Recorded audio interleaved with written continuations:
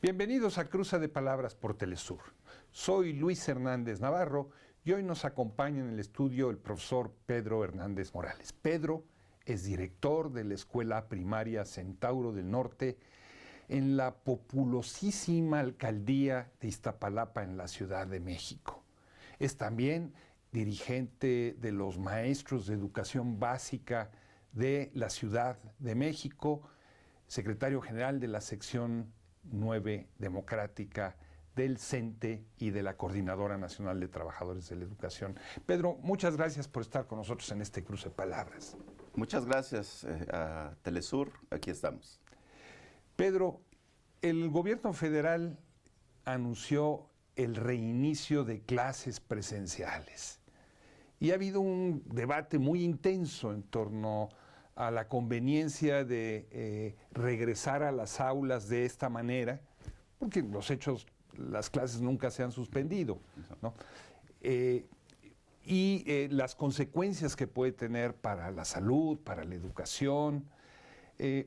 Ustedes han tomado varias medidas alrededor de este regreso presencial a clases. ¿Cómo lo explicarías tú? ¿Qué es lo que está pasando realmente con los padres, con los maestros, con la sociedad en general? El ciclo escolar 2021-2022 en México arrancó este 30 de agosto, pues en medio de una tormenta, y no solo la tormenta de lluvia que está azotando buena parte del país, sino sobre todo ante una indicación de la apertura de las escuelas de manera precipitada, no con todas las medidas necesarias para garantizar un regreso presencial a las aulas, de manera que todos nos cuidemos. Implica 37 millones de estudiantes de educación básica y en torno a ellos, pues igual una cantidad de padres de familia, de tutores, de profesores,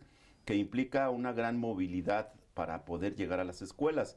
Esto nosotros habíamos señalado, aún no había las condiciones, estamos de acuerdo en el regreso presencial, todos quisiéramos ya estar en nuestras escuelas, recibir a nuestros niños, seguir enseñando y aprendiendo, pero vemos que en medio de la tercera ola de contagios en este país, con un gran alto número de personas fallecidas, de personas hospitalizadas, pues es un riesgo abrir las escuelas de esta forma. También señalamos dificultades en torno a las condiciones materiales. 30% de escuelas en este país carecen de agua potable, entonces 30% de 240,000 escuelas de educación básica es un número muy alto. ¿Cómo pedimos a niños que se laven las manos si no hay el líquido vital en muchas de estas escuelas? Y bueno, decir que estuvo 15 meses cerradas las escuelas a partir de el inicio de esta pandemia, y se descuidó también la posibilidad de darles mantenimiento, de atender necesidades de infraestructura, de mejorar red hidrosanitaria, de cumplir con alguna promesa que había hecho el gobierno federal de contar con internet gratuito de acceso para todos en las escuelas. Sin embargo, lo hemos dicho una y otra vez, la educación no se detuvo. Los profes seguimos enseñando y aprendiendo en medio de la pandemia. Pedro, se insiste mucho en que después de casi 16 meses de no tener clases presenciales, primero hay un altísimo índice de deserción escolar, muchos muchachos que han abandonado la educación formal.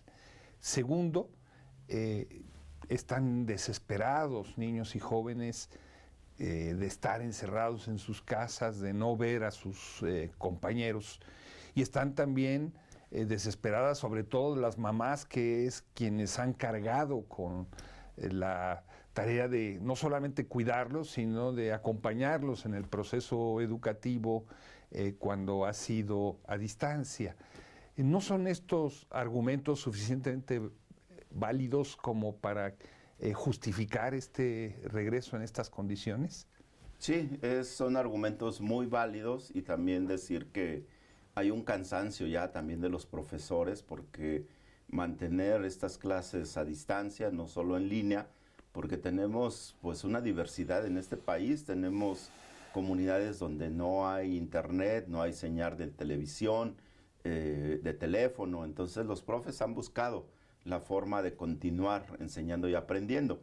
Es obvio que requerimos regresar a las aulas, eso lo hemos hecho también de manera enfática, regreso a las aulas sí, pero no así, en el sentido de que en medio de uno de los picos más altos de pandemia, pues exponemos a muchísimos. Se abren las escuelas, se activa la circulación, simplemente en la Ciudad de México hablamos de 1.2 millones de estudiantes de educación básica, que implica un promedio de 6 millones de viajes diarios para poder llegar a las escuelas, en transporte público, en situaciones precarias de demasiadas personas en el transporte público.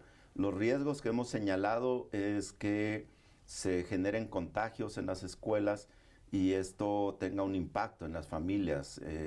En estos días que tuvimos reuniones solo de los profesores, pues tenemos escuelas reportadas donde hay contagio de profesores, de directores, porque estuvieron reunidos presencialmente para planear precisamente el regreso presencial a clases. Entonces, creo que tenemos que seguirnos cuidando. Nosotros estamos de acuerdo en un regreso presencial. Habrá que tomar todas las medidas, hacerlo gradual, no hacerlo de golpe, lo hemos reiterado. Y bueno, pues hemos solicitado que se escuche a los docentes. Cada escuela, cada comunidad tiene también condiciones distintas.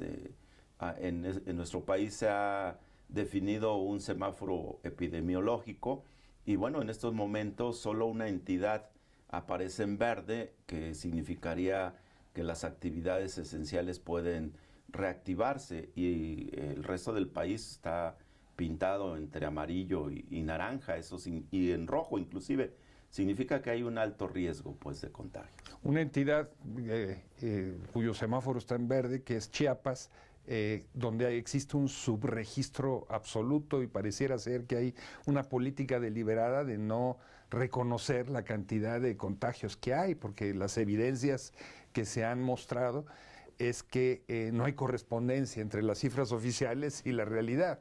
Sí, el problema es que puede pintarse el semáforo del color que se desee. El problema es que el sector salud tendría que actuar muy responsablemente y señalar las condiciones reales en las que estamos.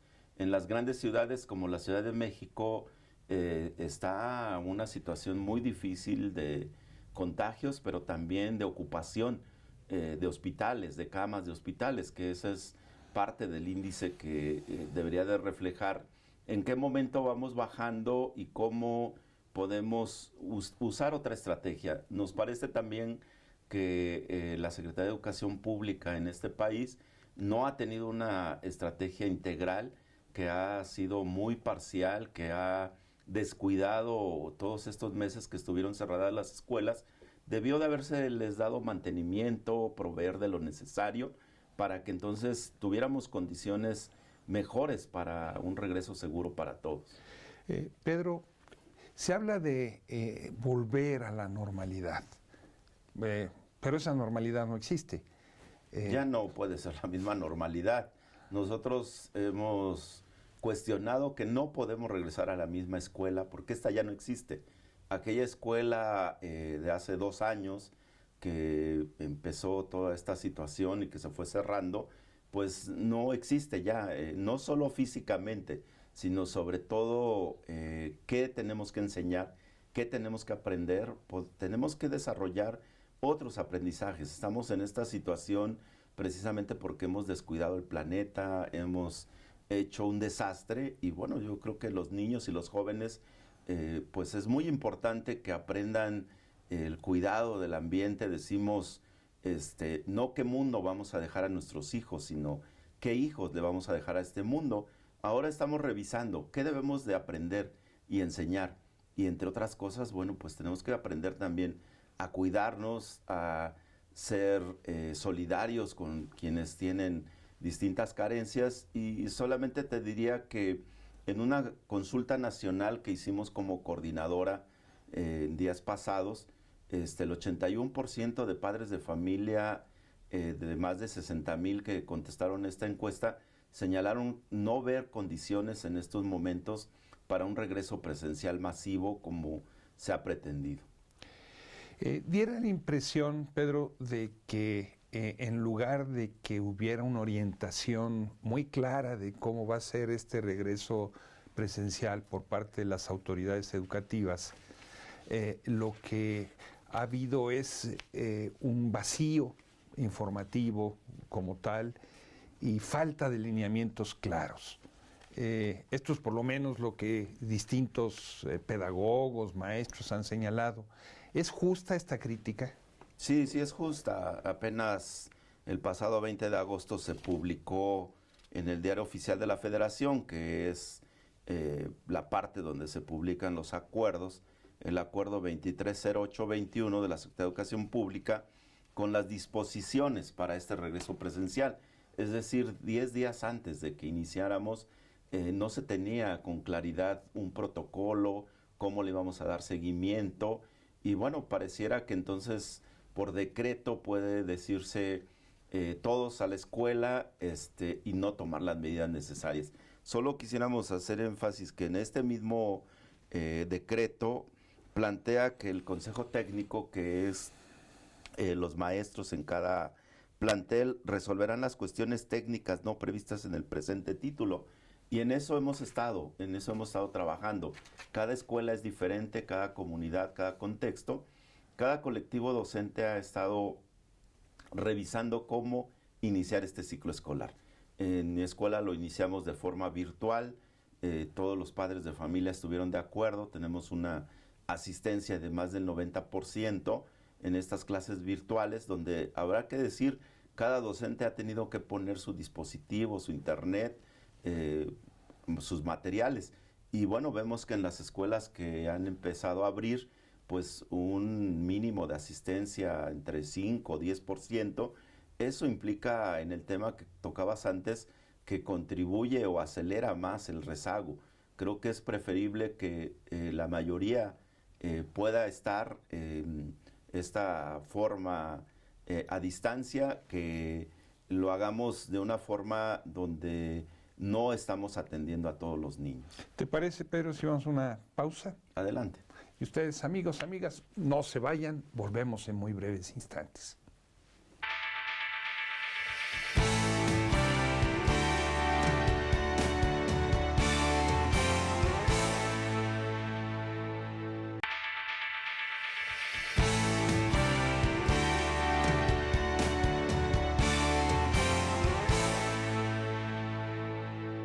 Estamos ya de vuelta en este cruce de palabras, conversando con el profesor Pedro Hernández Morales, director de la Escuela Primaria Centauro del Norte. El Centauro del Norte, amigos, amigas, era ni más ni menos que Pancho Villa, famosísimo, Doroteo Arango, tan importante en la Revolución Mexicana. La escuela está nombrada así, en su honor. Pedro, antes de volver a clases, toda la planta docente fue vacunada. ¿Qué efectos han visto ustedes de este proceso de vacunación entre los maestros? Porque nos decías hace un momento que hay casos de que a partir de la reunión de este consejo técnico, maestros se contagiaron. Sí, desafortunadamente, pues el rango de efectividad de la vacuna aplicada a los docentes es bajo, y bueno, pues hemos tenido reportes de profesores aún vacunados con contagio, y la semana pasada que hubo reuniones en las escuelas para organizar el regreso, el inicio del ciclo escolar, pues tenemos reportes como Sección 9 Democrática, que es la representación de los maestros en la Ciudad de México, de situaciones de contagio, y se ha tenido que pedir pues el apoyo de el sector salud para desinfectar, sanitizar esas escuelas, y mantener pues fuera a los maestros mientras se recuperan. Tenemos otros en evolución, es decir, que entonces estamos enfrentando una situación compleja, escuelas donde nos faltan maestros porque además hay una política laboral que nos ha estado afectando. En el anterior sexenio hablábamos de una reforma educativa neoliberal, ahora solo se ha cambiado algunos términos y pues seguimos teniendo problemas muy fuertes. Por ejemplo, a los maestros de Michoacán, que es un estado cercano a la Ciudad de México, 28,000 docentes estatales no reciben salario porque el gobernador simplemente no les paga. Entonces, ¿cómo pueden regresar a clases sin un salario adecuado? Y bueno, también insistir que nosotros señalábamos, entre otras cosas, que avanzara el tema de vacunación al grueso de la población. Los padres de familia que atendemos en educación básica, pues están en un rango de edad entre 22, 35 años de edad, apenas se está vacunando a ese sector. Entonces sería muy lamentable que tuviéramos contagios a partir de la entrada de los niños a las escuelas.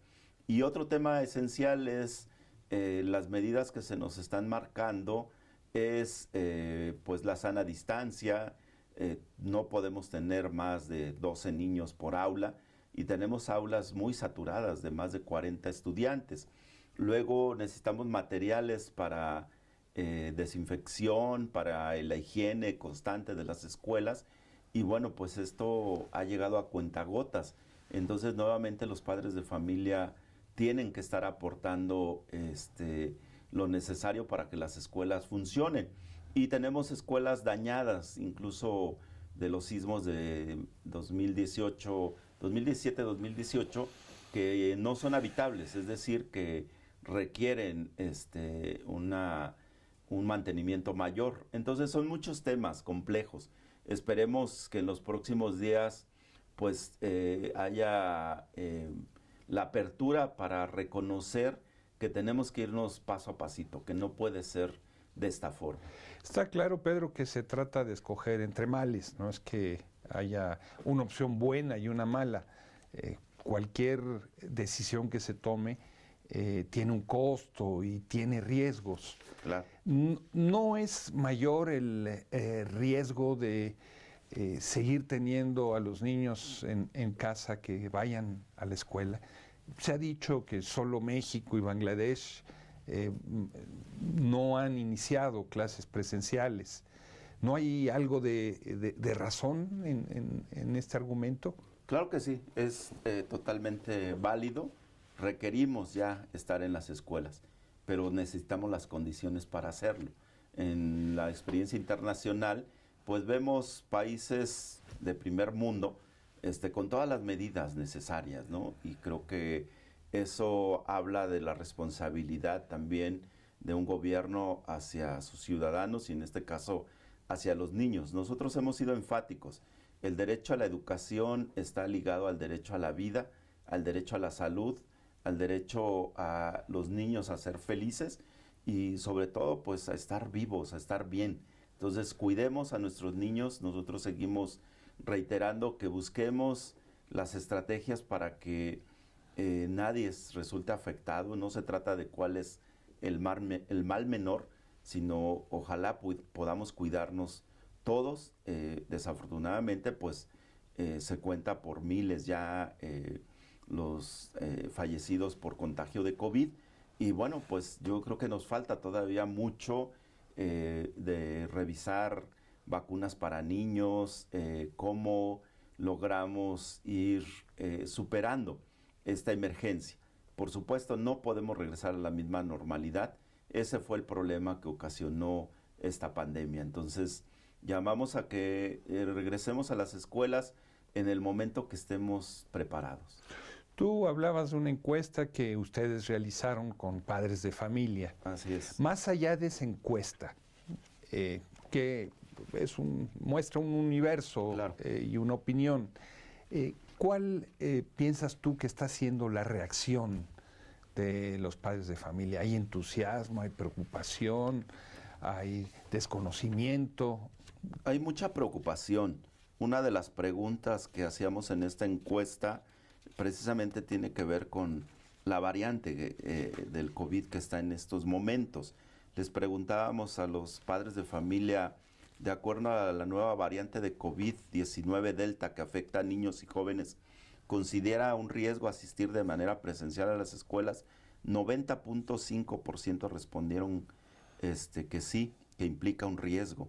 Entonces, al final, el 81.7% en esta encuesta de más de 60,000 padres, madres, tutores, contestaron que no están de acuerdo en que iniciara el ciclo escolar de esta forma, sin las condiciones. Nos parece que necesitamos seguir trabajando para que todos regresemos a las aulas, se recupere a los niños que en medio de la pandemia se alejaron, pero lo hagamos en un ambiente, como se ha dicho, saludable, en un ambiente seguro, en un ambiente donde la reacción de los padres de familia en estos momentos es no enviar a sus hijos a las escuelas, esperar a que haya mejores condiciones.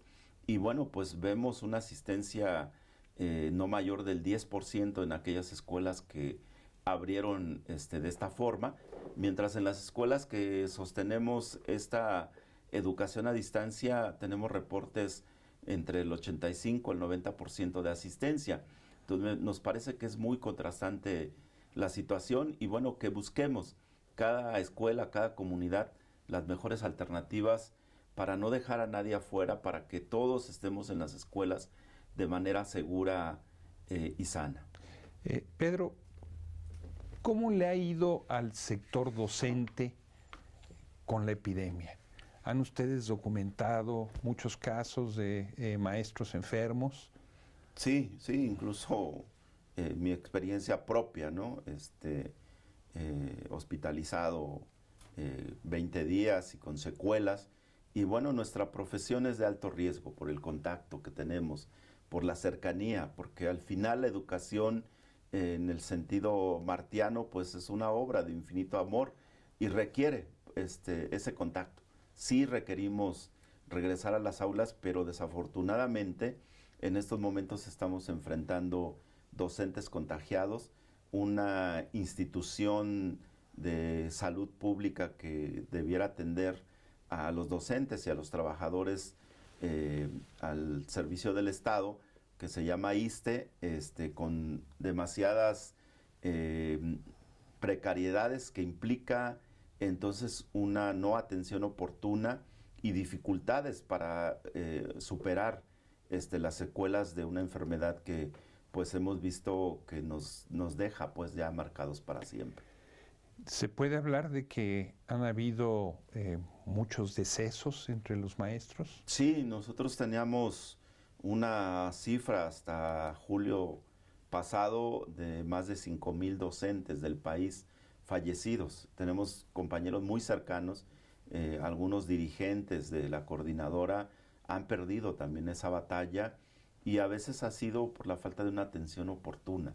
Además de las comorbilidades, y bueno, pues tal vez apuntar eso, somos una profesión en riesgo, pero además tenemos docentes en edad mayor que requieren mayores cuidados y bueno, también comorbilidades que esta pandemia puede afectar mayormente. Requerimos que se defina si la vacuna que se aplicó a los docentes requiere una segunda dosis, todo apunta a que sí, para fortalecerlos y para cuidarlos, pero insistimos, aquí el cuidado es de todos, no solo de los docentes. Tú hablabas hace un momento del problema del transporte. Obviamente, este es un problema para las zonas urbanas. Claro. El mundo rural en México es muy distinto del urbano. ¿Tienes alguna idea de cómo sería este regreso a clases presenciales en el campo, en los lugares alejados de sí, lo que las nos grandes han urbes? reportado los compañeros de entidades donde el medio rural campesino es mayor, pues estamos hablando de escuelas no tan numerosas, pero desafortunadamente con demasiadas carencias. En este país tenemos escuelas donde solo hay un docente o dos que atiende a los distintos grados. En el caso de primaria, alrededor del 40% de escuelas en este país son multigrado. Entonces significa un doble o triple esfuerzo de esos docentes que tienen que atender a esa diversidad. Y bueno, también hablamos de un país multicultural, multilingüe, entonces hay toda una serie de situaciones que atender, la diversidad cultural lingüística, y por eso insistimos, cada contexto debe de ser resuelto, analizado y recibir el respaldo del gobierno federal. En nuestro país más del 90% de la educación es pública y entonces requiere de esos insumos para garantizar el ingreso de los niños de manera adecuada, pero sobre todo resarcir los daños de más de 30 años de neoliberalismo en este país, que dejó un desastre, por llamarle lo menos, en el sector educativo. Entonces, resumirías la posición de ustedes diciendo, regreso a clases presenciales sí, pero condicionado a la creación de condiciones adecuadas para que no crezcan los contagios. Contagios, exacto. Regreso a clases presenciales sí, pero no así, no de esta forma precipitada, sin una serie de necesidades materiales, sin el avance en la vacunación de la población, sin un semáforo en verde en la mayoría de las entidades que evite pues que estemos en los picos más altos. Y bueno, pues resolver también, quiero decirlo, la necesidad de un diálogo con los docentes y el gobierno federal, que requiere, que es urgente, que está detenido desde hace varios meses, desde diciembre del año pasado, y bueno, que eso ha llevado también a situaciones complejas, ¿no? Pedro, muchísimas gracias por este cruce de palabras. Muchísimas gracias, Luis, y a Telesur. Amigos, amigas, muchas gracias también a ustedes por su amable hospitalidad. Ya saben, nos vemos la semana que viene aquí por Telesur. Hasta la próxima.